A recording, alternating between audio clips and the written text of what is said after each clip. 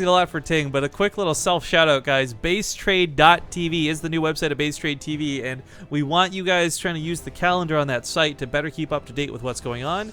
And if you click on any of the events there, it will also bring up the brackets to said events. So if you're ever confused about what's happening, that's your best way to keep up to date with things.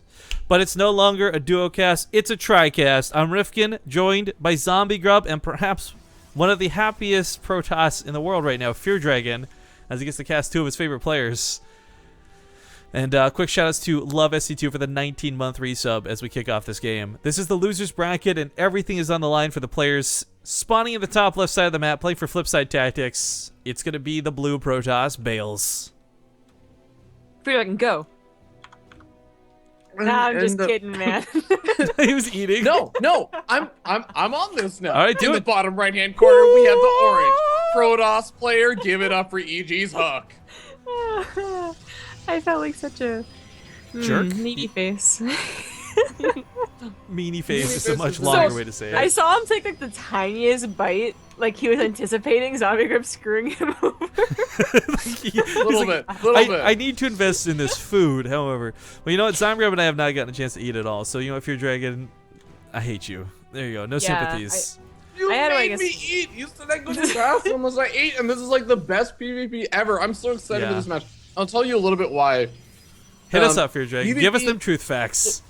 I actually really enjoy like late game PvP right now because it's sort of transitioned a bit more away from that pure stalker disruptor thing that a lot of people were complaining about. At least the players were. I know a lot of viewers really like to, because you're always on like the edge of your seat. I'm choking on a rice pebble. Hold on. Finish what's in your mouth. Actually, I'll talk on this point too, because it has been incredibly fun to watch, and it's very, very intense. But even some of our friends at Blizzard, who I obviously cannot name on a cast, they've expressed too that that's not the direction of the game they necessarily want this to take. So, while a lot of us do love that style of play, it does appear to be getting the mech treatment where maybe it's not intended. Whoops-a-daisy. Yeah. But I was gonna say, one of the reasons why I'm really excited for this match in particular is Bales is a player who is super awesome at getting to the late game. He is like this really awesome, like safe player who plays really sick macro games. And I've also seen him have like really, really immaculate cheese defense against other Protoss players doing like proxy 3 gateways, all kinds of one-base all-ins. I've seen him hold off many an all-in from PvP on his stream and everything. So I'm really excited to see how this is gonna go. Zombie Grub and I, of course, have a different perspective on Bales. Not in a negative way, just a different perspective, because we've been casting a little bit of the CSL and seeing him in there. And what was kind of funny, Bales is a player who's good enough to 2v1, apparently, as his best games in the CSL were when his partners would disconnect and he would have to 1v2. And just kind of speaks to how strong of a player he can be. Now, coming up against HuK, I just want to say, HuK has had both classically good and bad PvP. But one of his biggest crutches that seems to be somewhat consistent is he doesn't really scout. So I'm starting to wonder if, like, does Bales know that? Is that something he can take advantage of? Will he go over, like, blind dark shrines? So I don't think it's going to be a dark shrine in this instance, but the Twilight Council does come up. Oh, it is! Okay! Hey, look at that. Meanwhile, it looks like an Adept did die other side of the map. It's going to get a kill or two, but not much.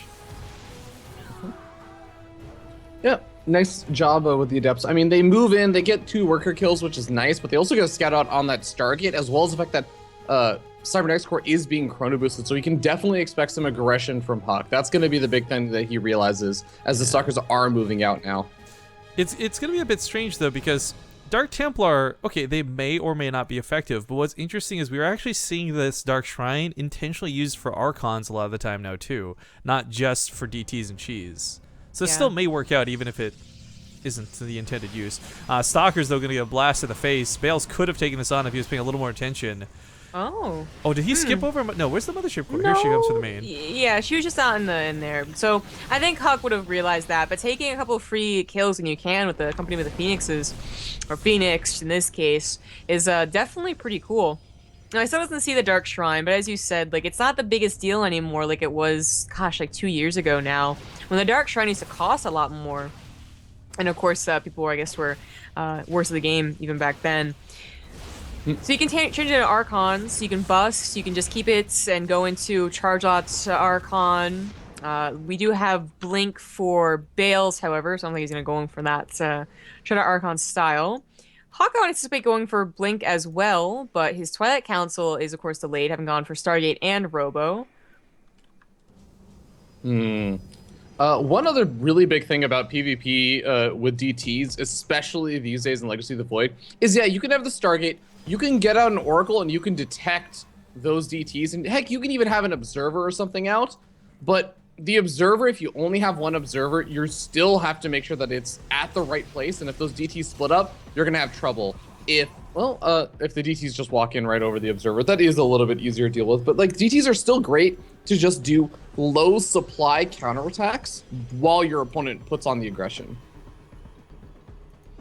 So this is the difference on Preon Terraces from the from just what 3 days ago, is that your natural is gold, and we've already gone past that, right? Gold! But your third is normal. Your fourth, or if you're brave enough, your third is also a gold. So HuK is actually going to take the normal one, or Bales takes the gold. So I'm actually a big fan. It's so weird to say because I'm Mr. Cheesy all-in guy, but I'm actually a big fan of the normal bases being taken though, because it does feel like as the game like exponentially starts pittering off and like you kind of cap out on how many probes you want and all this other good stuff. It just feels like these bases that are gold mine out way faster, and the person who ends up with a normal base is the one who mines for longer. And in a lot of situations, longer ends up being better. It's also, well, okay, you might lose it. So I was going to say, it also is the case of this is going to be riskier to take just in general and might not pay off because of that. And that's kind of what's happening here. You know what? Only Blink Stalkers does not actually beat this army. No, there's an Immortal here, as well as Phoenix the Graviton Beam Up, crowd control units. That Void Ray is going to do a lot of damage. HuK has control with the army style, size, and type. This Nexus is going to go down. Yeah. Trying to say this was a mistake. You should have just abandoned ship. I think one of the hopes that Bales, I don't know if it was a miscontrol or what, but Bales did send in his Observer, and I think that he was going to try and snipe off the Observer and just use like maybe DTs to try and push this back, but well, the Blink Micro's got to be really on point, and it's doing pretty well so far, especially with the Zealots pushing back a lot of these units, and Bales may kind of start to clean up this army a little bit. I don't know. This is going to be a hard army to actually straight up kill. Not with that. I mean, for HuK, he's always going to trade it out cost effectively no matter what happens here.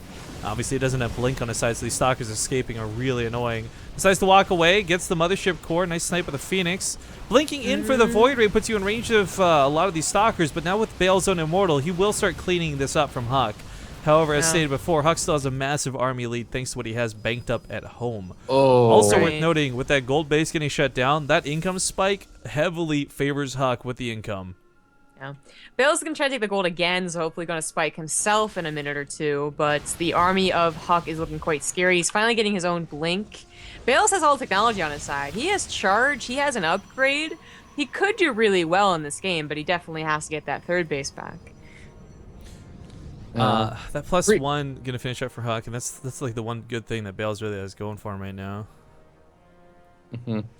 Yeah, Preon Terrace is also really weird when you start getting into like charge-led Archon, just because there's so many different areas where the charge zealots have a really difficult time, where they get choked up, especially if you're trying to attack into that gold expansion of your opponent, or heck, even trying to defend your sorry, it's not a gold expansion anymore. The normal third expansion of your opponent, like it gets really, really awkward, where the zealots can get choked up very, very easily.